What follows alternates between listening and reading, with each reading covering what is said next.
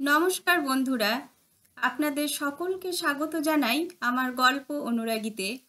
এখানে আপনারা শুনতে পাবেন বিভিন্ন নামী এবং অনামী লেখকদের বিভিন্ন ধরনের গল্প। চলুন আজ আমরা শুনব কবিগুরু রবীন্দ্রনাথ ঠাকুরের লেখা গল্পগুচ্ছর কবিতা মুকুট। ত্রিপুরার রাজা অমর মাণিক্যের কনিষ্ঠ পুত্র রাজধর সেনাপতি ঈশা খাঁকে বলিলেন, দেখো সেনাপতি, আমি বারবার বলিতেছি, তুমি আমাকে অসম্মান করিও না। পাঠান ঈশা খাঁ কতকগুলি তীরের ফলা লইয়া তাহাদের ধার পরীক্ষা করিতেছিলেন। রাজধরের কথা শুনিয়া কিছুই বলিলেন না, কেবল মুখ তুলিয়া ভুরু উঠাইয়া একবার তাহার মুখের দিকে চাহিলেন, আবার তখনই মুখ নত করিয়া তীরের ফলার দিকে মনোযোগ দিলেন। রাজধর বলিলেন, ভবিষ্যতে যদি তুমি আমার নাম ধরিয়া ডাকো, তবে আমি তো তাহার সমুচিত প্রতিবিধান করিব। বৃদ্ধ ঈশা খাঁ সহসা মাথা তুলিয়া বজ্রস্বরে বলিয়া উঠিলেন, বটে। রাজধর তাহার তলোয়ারের খাপের আগা মেঝের পাথরের উপরে ঠক করিয়া ঠুকিয়া বলিলেন, হ্যাঁ। ঈশা খাঁ বালক রাজধরের বুক ফুলানোর ভঙ্গি ও তলোয়ারের আস্ফলন দেখিয়া থাকিতে পারিলেন না, হা হা করিয়া হাসিয়া উঠিলেন। রাজধরের সমস্ত মুখ, চোখের সাদাটা পর্যন্ত লাল হইয়া উঠিল। ঈশা খাঁ উপহাসের স্বরে হাসিয়া হাত জোড় করিয়া বলিলেন, মহামহিম মহারাজাধিরাজকে কি বলিয়া ডাকিতে হইবে?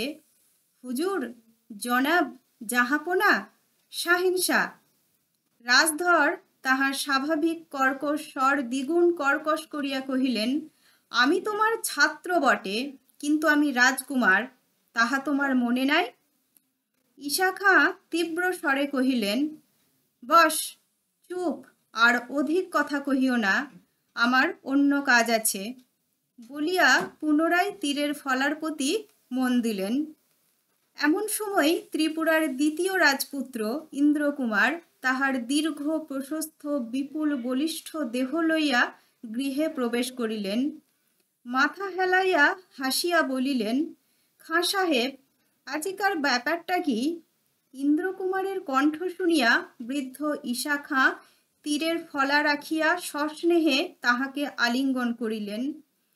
হাসিতে হাসিতে বলিলেন, শোনো তো বাবা, বড় তামাশার কথা, তোমার এই কনিষ্ঠটিকে, মহারাজ চক্রবর্তীকে জাহাপনা জনাব বলিয়া না ডাকিলে উহার অপমান বোধ হয়, বলিয়া আবার তীরের ফলা লইয়া পড়িলেন। সত্য নাকি? বলিয়া ইন্দ্রকুমার হো হো করিয়া হাসিয়া উঠিলেন। রাজধর বিষম ক্রোধে বলিলেন, চুপ করো দাদা। ইন্দ্রকুমার বলিলেন, রাজধর, তোমাকে কি বলিয়া ডাকিতে হইবে? জাহাপনা? হা হা হা হা। রাজধর কাঁপিতে কাঁপিতে বলিলেন, দাদা, চুপ করো বলিতেছি।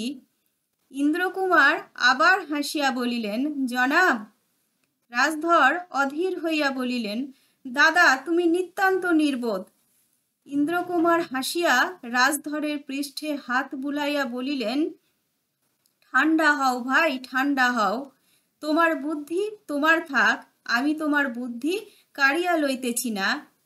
ঈশা খাঁ কাজ করিতে করিতে আর চোখে চাহিয়া ঈষৎ হাসিয়া বলিলেন, উহার বুদ্ধি সম্প্রতি অত্যন্ত বাড়িয়া উঠিয়াছে। ইন্দ্রকুমার বলিলেন, নাগাল পাওয়া যায় না। রাজধর গস গস করিয়া চলিয়া গেলেন। চলনের দাপে খাপের মধ্যে তলোয়ারখানা ঝনঝন করিতে লাগিল। রাজকুমার রাজধরের বয়স 19 বৎসর, শ্যামবর্ণ বটে, বেঁটে, দেহের গঠন বলিষ্ঠ। সেকালে অন্য রাজপুত্ররা যেমন বড় বড় চুল রাখিতেন, ইহার তেমন ছিল না। ইহার সোজা সোজা মোটা চুল ছোট করিয়া ছাঁটা, ছোট ছোট চোখ, তীক্ষ্ণ দৃষ্টি, দাঁতগুলি কিছু বড়, গলার আওয়াজ ছেলেবেলা হইতেই কেমন কর্কশ। রাজধরের বুদ্ধি অত্যন্ত বেশি, এইরূপ সকলের বিশ্বাস। তাহার নিজের বিশ্বাসও তাই। এই বুদ্ধির বলে তিনি আপনার দুই দাদাকে অত্যন্ত হেয় জ্ঞান করিতেন। রাজধরের প্রবল প্রতাপে বাড়িশুদ্ধ সকলে অস্থির। আবশ্যক থাক না থাক একখানা তলোয়ার মাটিতে ঠুকিয়া ঠুকিয়া তিনি বাড়িময় কর্তৃত্ব করিয়া বেড়ান। রাজবাটির চাকর বাকরেরা তাহাকে রাজা বলিয়া মহারাজা বলিয়া হাত জোর করিয়া সেলাম করিয়া প্রণাম করিয়া কিছুতেই নিস্তার পায় না। সকল জিনিসেই তাহার হাত, সকল জিনিসই তিনি নিজে দখল করিতে চান। সে বিষয়ে তাহার চক্ষু লজ্জাটুকু পর্যন্ত নাই। একবার যুবরাজ চন্দ্রনারায়ণের একটা ঘোড়া তিনি রীতিমতো দখল করিয়াছিলেন। দেখিয়া যুবরাজ ঈষৎ হাসিলেন, কিন্তু কিছু বলিলেন না। আর একবার কুমার ইন্দ্রকুমারের রূপার পাত লাগানো একটা ধনুক অম্লান বদনে অধিকার করিয়াছিলেন। ইন্দ্রকুমার চটিয়া বলিলেন, দেখো, যে জিনিস লইয়াছ উহা আমি আর ফিরিয়া লইতে চাহি না, কিন্তু ফের যদি তুমি আমার জিনিসে হাত দাও তবে আমি এমন করিয়া দিব যে ও হাতে আর জিনিস তুলিতে পারিবে না। কিন্তু রাজধর দাদাদের কথা বড় গ্রাহ্য করিতেন না। লোকে তাহার আচরণ দেখিয়া আড়ালে বলিত, ছোট রাজকুমারের রাজার ঘরে জন্ম বটে, কিন্তু রাজার ছেলের মতো কিছুই দেখিনে। কিন্তু মহারাজ অমরমাণিক্য রাজধরকে কিছু বেশি ভালোবাসিতেন। রাজধর তাহা জানিতেন। আজ পিতার কাছে গিয়ে ঈশা খাঁর নামে নালিশ করিলেন। রাজা ঈশা খাঁকে ডাকিয়া আনিলেন। বলিলেন, সেনাপতি, রাজকুমারের এখন বয়স হইয়াছে, এখন উহাদিগকে যথাযথ সম্মান করা উচিত। মহারাজ বাল্যকালে যখন আমার কাছে যুদ্ধ শিক্ষা করিতেন তখন মহারাজকে যেরূপ সম্মান করিতাম, রাজকুমারগণকে তাহা অপেক্ষা কম সম্মান করি না। রাজধর বলিলেন, আমার অনুরোধ, তুমি আমার নাম ধরিয়া ডাকিও না।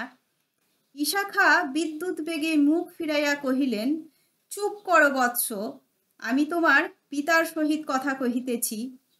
মহারাজ মার্জনা করিবেন, আপনার এই কনিষ্ঠ পুত্রটি রাজ পরিবারের উপযুক্ত হয় নাই। ইহার হাতে তলোয়ার শোভা পায় না। এ বড় হইলে মুন্সির মতো কলম চালাইতে পারিবে, আর কোনো কাজে লাগিবে না। এমন সময় চন্দ্রনারায়ণ ও ইন্দ্রকুমার সেখানে উপস্থিত হইলেন। ঈশা খাঁ তাহাদের দিকে ফিরিয়া বলিলেন, চাহিয়া দেখুন মহারাজ, এই তো যুবরাজ বটে, এই তো রাজপুত্র বটে। রাজা রাজধরের দিকে চাহিয়া বলিলেন, রাজধর, খাঁ সাহেব কি বলিতেছেন? তুমি অস্ত্রবিদ্যায় উহাকে সন্তুষ্ট করতে পারো নাই?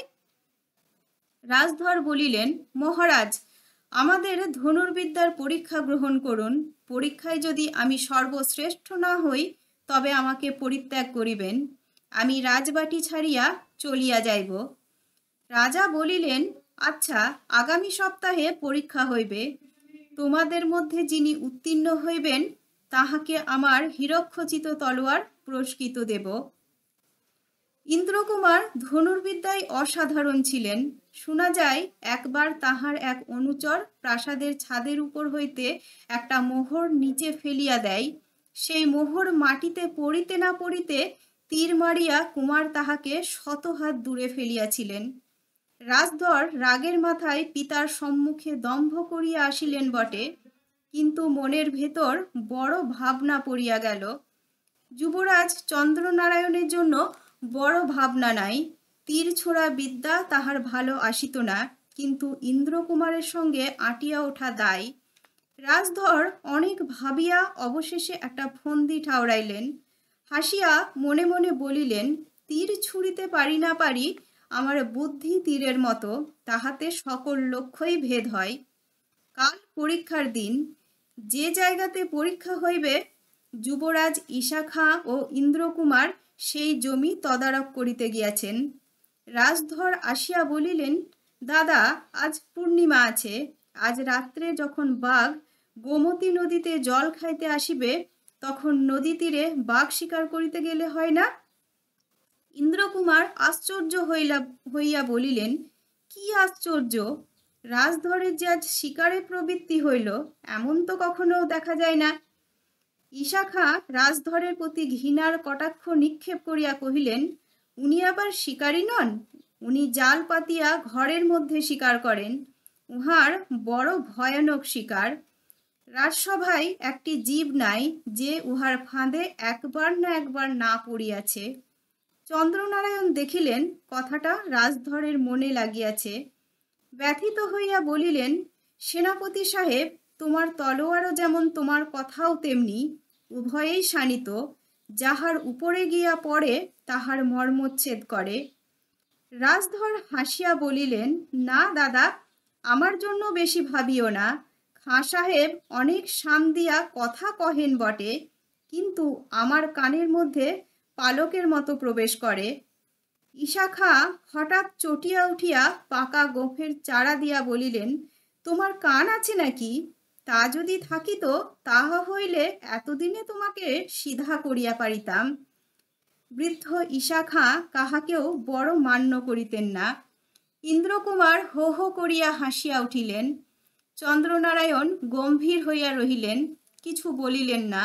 যুবরাজ বিরক্ত হইয়াছেন বুঝিয়া ইন্দ্রকুমার তৎক্ষণাৎ হাসি থামাইয়া কাছে গেলেন। মৃদুভাবে বললেন, দাদা, তোমার কি মত? আজ রাত্রে শিকার করিতে যাইবে কি? চন্দ্রনারায়ণ কহিলেন, তোমার সঙ্গে ভাই শিকার করিতে যাওয়া মিথ্যা, তাহা হইলে নিতান্তই নিরামিষ শিকার করিতে হয়। তুমি বনে গিয়া যত জন্তু মারিয়া আনো, আর আমরা কেবল লাউ, কুমড়ো, কচু, কাঁঠাল শিকার করিয়া আনি। ইশাখা পরম হিষ্ট হাসিয়া হাসিয়া কহিলেন। সস্নেহে ইন্দ্রকুমারের পিঠ চাপড়াইয়া বলিলেন, যুবরাজ ঠিক কথা বলিতেছেন পুত্র। তোমার তীর সকলের আগে গিয়া ছোটে এবং নির্ঘাত গিয়া লাগে, তোমার সঙ্গে কে পারিয়া উঠিবে? ইন্দ্রকুমার বলিলেন, না না দাদা, ঠাট্টা নয়, যাইতে হইবে। তুমি না গেলে কে শিকার করিতে যাইবে? যুবরাজ বলিলেন, আচ্ছা চলো। আজ রাজধরের শিকারের ইচ্ছা হইয়াছে, উহাকে নিরাশ করিব না। সহাস্য ইন্দ্রকুমার চকিতের মধ্যে ম্লান হইয়া বলিলেন, কেন দাদা, আমার ইচ্ছা হইয়াছে বলিয়া কি যাইতে নাই? চন্দ্রনারায়ণ বলিলেন, সে কি কথা ভাই, তোমার সঙ্গে তো রোজই শিকারে যাইতেছি। ইন্দ্রকুমার বলিলেন, তাই সেটা পুরাতন হইয়া গেছে। চন্দ্রনারায়ণ বিমর্ষ হইয়া বলিলেন, তুমি আমার কথা এমন করিয়া ভুল বুঝিলে বড় ব্যথা লাগে। ইন্দ্রকুমার হাসিয়া তাড়াতাড়ি বলিলেন, না দাদা, আমি ঠাট্টা করিতেছিলাম। শিকারে যাইব না তো কি, চলো তার আয়োজন করিগে। ইশাখা মনে মনে কহিলেন, ইন্দ্রকুমার বুকে 10টা বাণ সহিতে পারে, কিন্তু দাদার একটু সামান্য অনাদর সহিতে পারে না। নমস্কার বন্ধুরা, আজ এই পর্যন্তই। এর পরবর্তী পর্ব আবার কোনো দিন আপনাদের শোনাবো। কেমন লাগছে আপনাদের অবশ্যই আমাকে কমেন্টে জানান, এবং কেমন ধরনের গল্প শুনতে আপনারা চাইছেন সেটাও আমাকে জানান। আমি সেই ধরনের গল্প আপনাদের পড়ে শোনাবার চেষ্টা করব। আর হ্যাঁ, যারা এখনও পর্যন্ত আমার চ্যানেলটি সাবস্ক্রাইব করেননি তারা অবশ্যই সাবস্ক্রাইব করে দিন এবং শেয়ার করে দিন। আপনাদের সহযোগিতায় আমার এগিয়ে চলার পথকে আরও সহজ করে তুলবে। ধন্যবাদ।